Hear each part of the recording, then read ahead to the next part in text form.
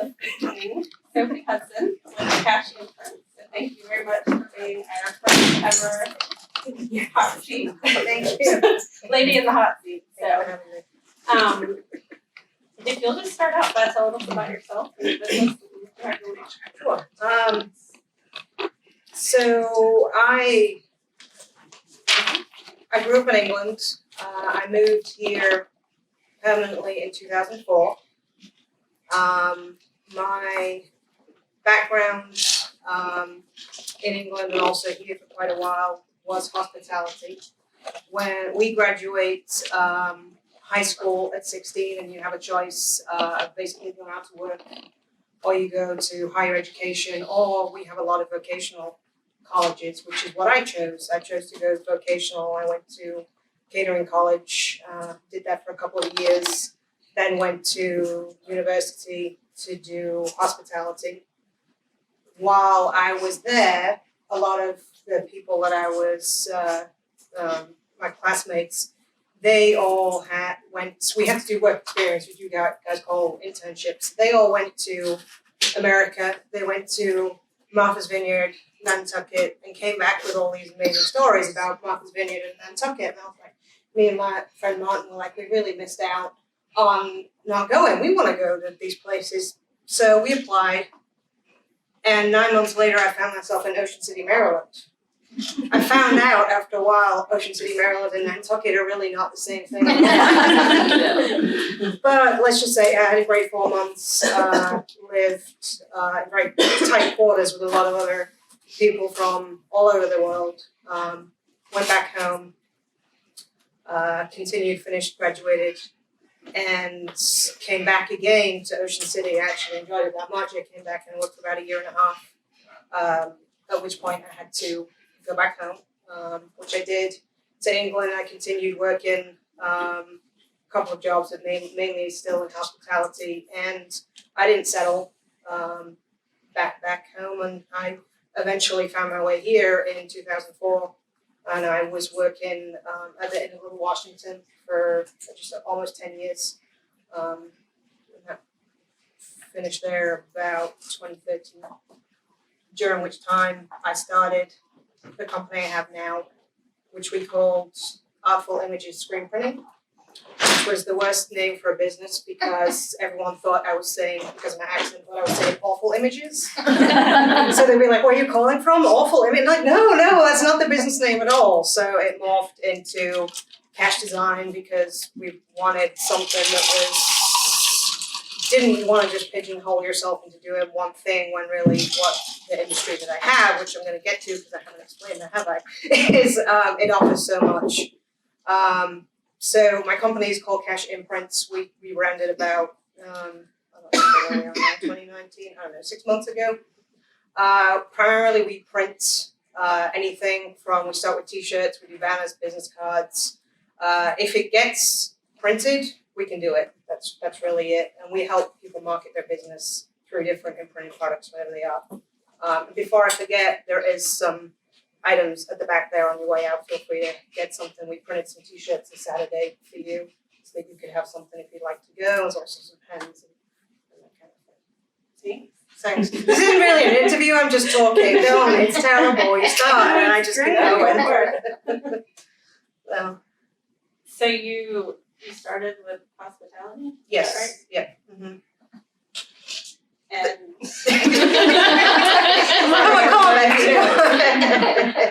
so you were at the Inn at Little Washington, right? Yeah, that's right. For just about 10 years. I found my way in. One of your questions is going to be. Okay, sorry. It's all right. She gave me these, and I'm like, oh my gosh, what do I like to read? I was like, you can't answer me that question. Ask that question. I don't read. I don't. Who's got time to read? So how did you launch your business? How did you get started? I launched it really, I was on Davis Street one day. This isn't how I launched it, but I'm not answering your question. So I'm on Davis Street one day and I go in the Frenchman's Corner and Mark Ast is there. And if you haven't met Mark Ast, then this doesn't help the story. But he said, oh, what do you do? And I'll print things. And And he said, well, if you're serious about your business, you really must join the chamber. And I'm like, Chamber of Secrets, what, Harry Potter? I don't know what you're talking about. So looked it up and found that this is Chamber of Commerce. And again, my background is that I'm not in a business setting like you all are every day. I'm in a restaurant working 6 days a week, 12 hours a day or more. This isn't second nature to me at this point. This is completely foreign world. So anyway, look up the chamber, join the chamber, and there's probably, I don't know, of the 2 people I know in this room that I already know, there's only everyone else that I know. You probably would say that I know you through the Chamber of Commerce, right? There's 2 people here, Shannon and Christina, that I met post that, but it wasn't really through the Chamber of Commerce. So that's really the tool I used, was getting out there, meeting the community, meeting other business leaders, really seeing and learning how business was done, because I had no idea. What made you want to go into this business? How did you decide? It's self-taught as far as that goes. My partner was given the opportunity to get some printing equipment. Don't tell my account. This was 10 years ago now, so we're good, right? It's so long ago, it doesn't matter. But it was a gift, which just started printing T-shirts in the basement. Got clients, and again, I can get this is now 12 years ago, so I can say this. So, but people would say, oh, can we get, business cards, can we get pens? I'd say, oh, no, we don't do that. And I'm like, oh, why am I saying no to people that want to do business with me? So I figured it out, and really that's how the business was born, that side, because why would you say when someone wants to work with you, you have to say, no, I don't do that. That's, So aside from the chamber, are you involved anywhere else in the community? Not as much as I'd like to be. I definitely went all in on that for a while. I've pretty much been on every committee going, professionals, marketing committee, Culpeper Fest committee, the committee of other committees. I don't know.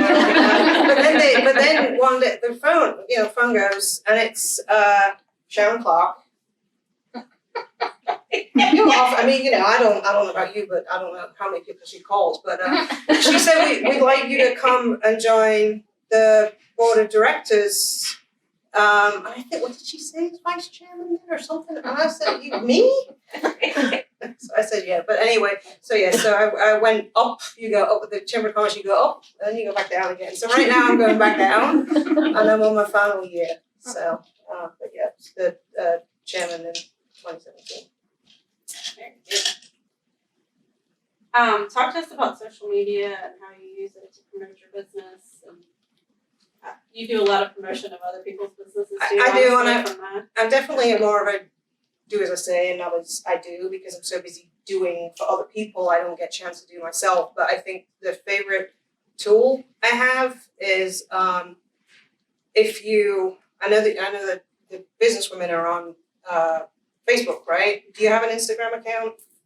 It's the easiest thing in the world, because you can go on Instagram and make the posts, put your hashtag on there, and your hashtag basically is your advertising. It's your hashtag networking, hashtag women in leadership, whatever it is.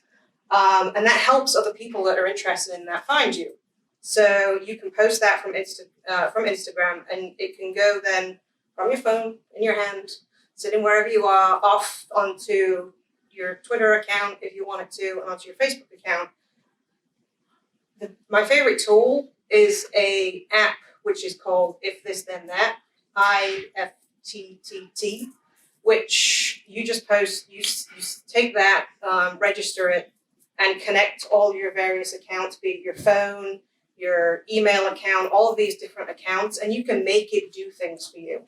Like, for example, the Instagram post, you can just post to Instagram without telling it to go everywhere else, and it'll go on LinkedIn, it'll go on Pinterest if you want it to, it'll go everywhere from your phone. And you can have it sync your email contacts and do all different things. And I like that, because I like the idea of this little machine working for me. You make it sound easy. No, it is though. If I can figure it out, anyone else, it's not hard. Do you guys nip this and that?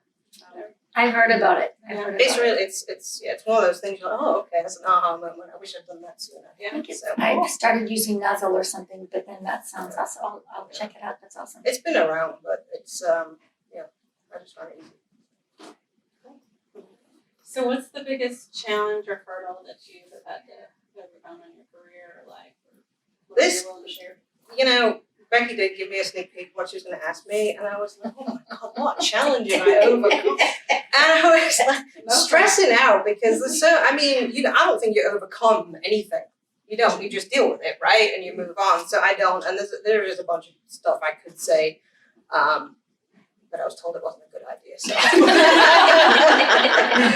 I won't, no, it wasn't you, but I was just like, talk about that, so. But actually when I was 8, I was diagnosed with a learning difficulty, which is dyslexia. I don't know if you're familiar with that, but basically it gives you a real challenge when it comes to reading and writing. But what it does give you is a more kind of creative way of thinking. And that's, it also has you stop when you're thinking and you it's like your words just disappeared either from the page or from your head, which they did exactly then. So I'll often repeat myself if I'm in a meeting. If you hear me circle back and I've already talked about something, it's because I'm reminding myself what I'm talking about. Otherwise, I've forgotten. But it's definitely, it shaped my career path as far as going into restaurants because it's a very hands-on environment. It doesn't really matter.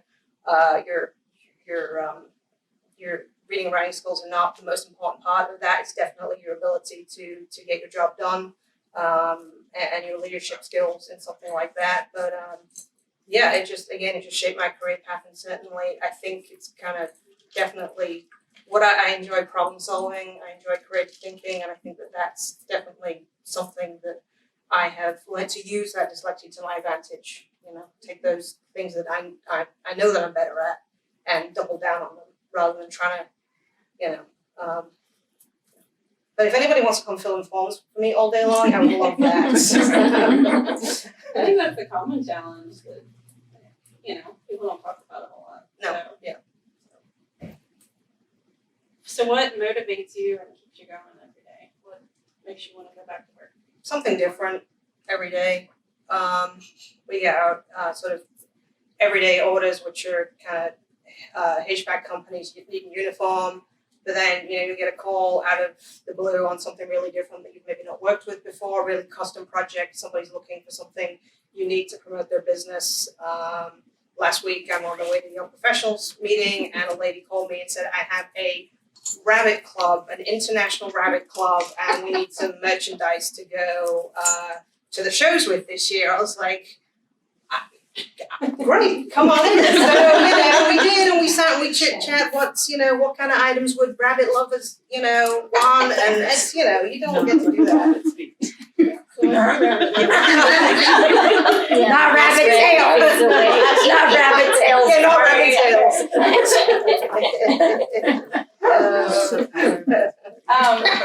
So do you have any mentors or coaches? Did we do lead Culpeper together? Did we? No, we didn't. Okay. Well, if anyone who did do lead Culpeper with me, Yes, anyone? we did. Yes. See. Wow. We were in that speech We class were. together. Yeah. Okay. Well, this was like one of these lead Culpeper moments where the whole room would be working on something, and they all could talk about this one thing, and I can't tell you. This is like I couldn't figure out a really good answer for this, but I think as far as what shaped me, as far as an overall mentor, I definitely would say would be Patrick O'Connell at Washington, and just really working in that environment where you're the best way to explain it, imagine you're on a Broadway show which never ends, and the people are coming in constantly to this Broadway show that they've gone to New York and they spent all this money on, and it's got to be the greatest show they've ever been to.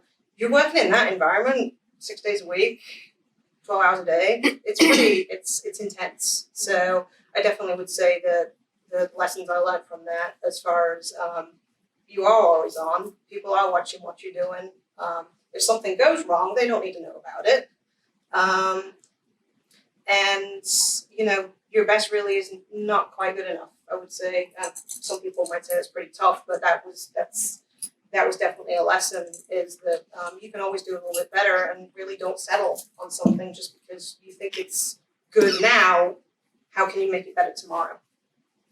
I can see that. Just for the few years I've known you, in your marketing business, I've seen you do that for people, and you wouldn't consider that hospitality, but that's cool how you were able to bring it over. How do you handle work-life balance? Not well. I'm right there with you. Vacations, hobbies, anything like that, or you just? I'm happy.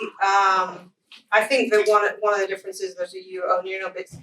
You own your own business. You know that you never really switch off from that, because if you don't get it done, it has to get done. So it's that's the difference when you are working maybe in a larger organization. There's other people to absorb that workload. If you're in a smaller organization where you're self-employed, you have to deal with it, and you don't know what. You can be Friday night, 7:00, and someone can text you about whatever it is. It might be a great text. It might be, hey, we just got our thing, and it's not what we expected it was going to be. You can't ignore that as a business owner. You have to deal with it. So work-life balance, not great. What I do, I enjoy getting out in the garden. I like to grow vegetables, not flowers. I can't see the point of having a beautiful flower garden. If I'm going to put that work in, I want to be able to eat it. So I enjoy that. And in the spring, I like to go, can we talk about it? I like to go morel mushroom hunting. What else? I like travel, but I don't get a chance to travel as much as I would like to. But that's one of my goals for this year, is to figure out that work-life balance.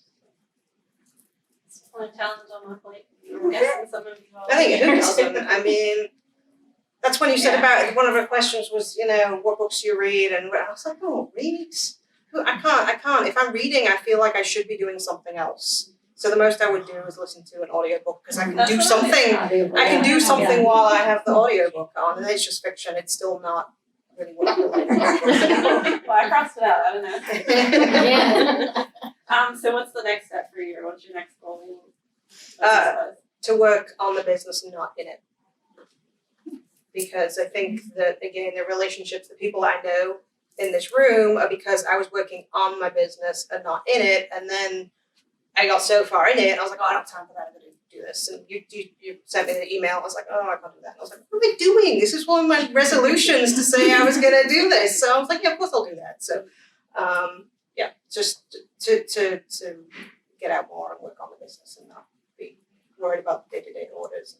I mean, I'm worried about them, but like not. No, I get it. We even tell our farmers that, you gotta work on your business. So I think it's true with any business. Do you guys have any questions? I have one last one, but I'll open it up to anybody else. Where you see yourself in? You're not allowed one. All right, well, I'm not gonna ask you if you know the Queen, all right? But you have talked a lot about, and I know you've spent a lot of time looking at the communication among different generations. So it's not really a question. Do you want to speak to that? What you've learned? What you think is important? Aren't you always talking about the millennials and the Gen Xers and communication? Never mind. Do you know the Queen?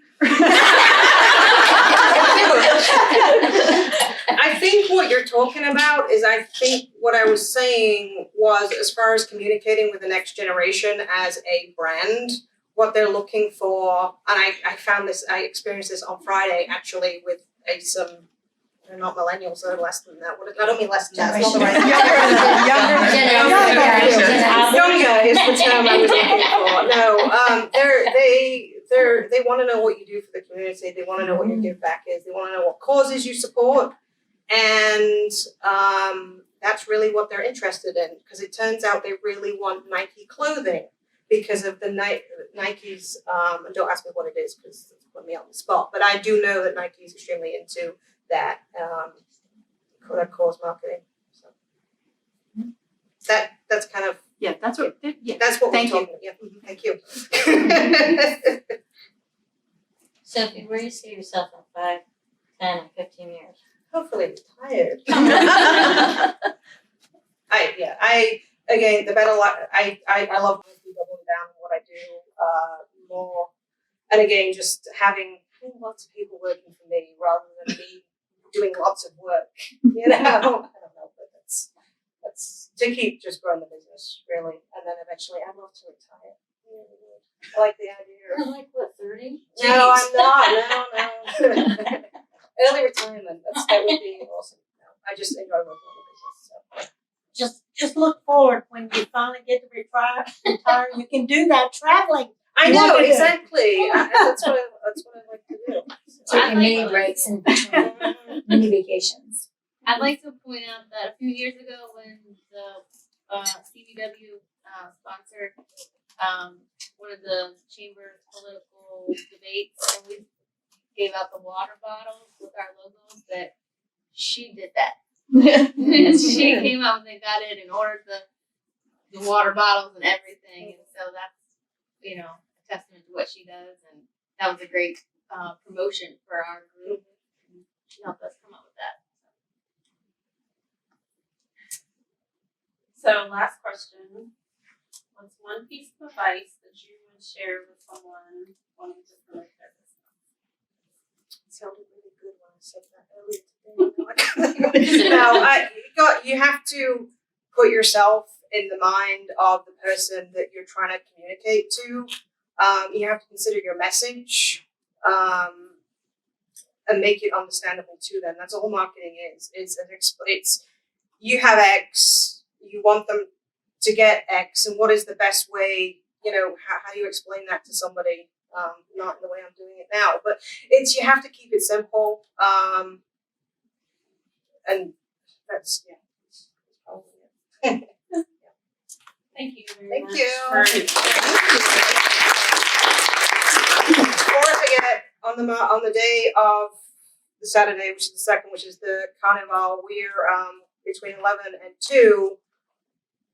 It's either going to be a great success or a great failure. We're doing that. You can come in and print your own T-shirt, which we're going to have some different designs. We've got to figure those out yet, but come in, print your T-shirt. It'll be a fun event between 11 and 2. It is free. So yeah, there's also gifts on the way out. So. That's a good idea. I will say, if you need anything for your company or business or any organizations you're in, definitely call Sophie. Her service is top notch. Now we know where it came from. So thank you very Thanks, much. ladies. Thank you. Thank you.